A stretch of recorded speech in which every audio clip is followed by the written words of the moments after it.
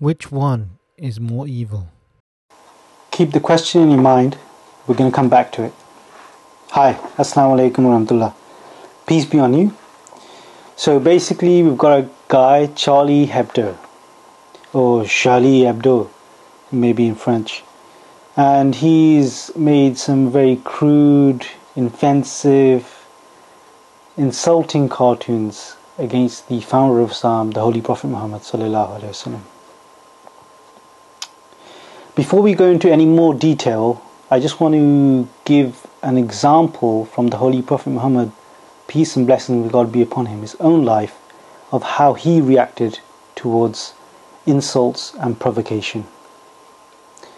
There's many incidents, I'm just going to choose one. Basically, once a Bedouin, a desert Arab, accosted him.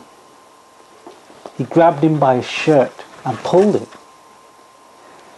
It pulled so hard that there was a mark, a bruise formed on his neck. The founder of Islam, the Prophet Muhammad, he was the master of his people. He could have done anything to that guy, to that Bedouin. But what did he do? The Bedouin was demanding wealth and riches or whatever it was, worldly goods. The Prophet Muhammad ﷺ firstly replied, "It's in God's hands." Second, the Prophet said, "You will be revenged for the hurt you have caused me." The Bedouin replied, "No, I won't be revenged." The Prophet then said, "How do you know that?" The Bedouin said, "Because you do not return bad for bad. You return good for bad." So this was the example of the Holy Prophet ﷺ. And what he did was, then he loaded the man's camel with gifts and other objects that he desired. That was his example.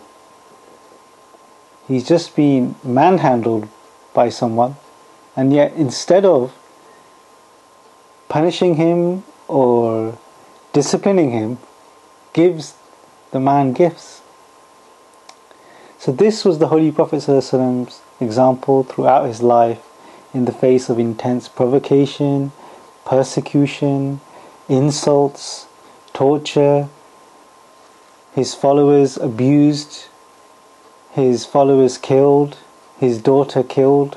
It was always one of patience. So let's get back to the question in hand. We've got a man in France. He's basically expressing his right to freedom of speech by drawing some highly offensive, inappropriate and insulting cartoons. You might say, that's fine.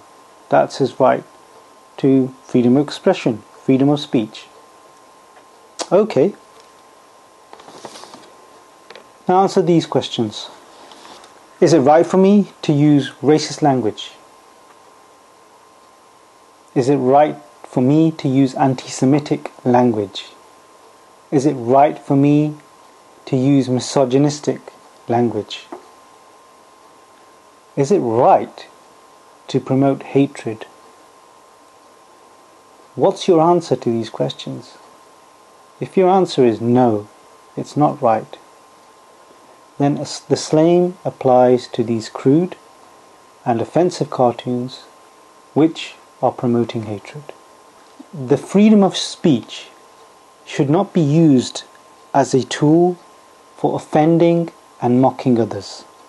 We live in a global village where peace relies upon people both disagreeing but respecting one another. If we cannot do this, then we cannot live in a peaceful world.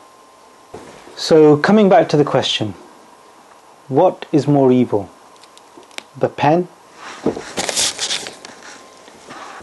or the knife? You know the answer already. It's obvious. None of these objects are either good or evil, but it's the hand that wields them that dictates whether they're being used for good or for bad.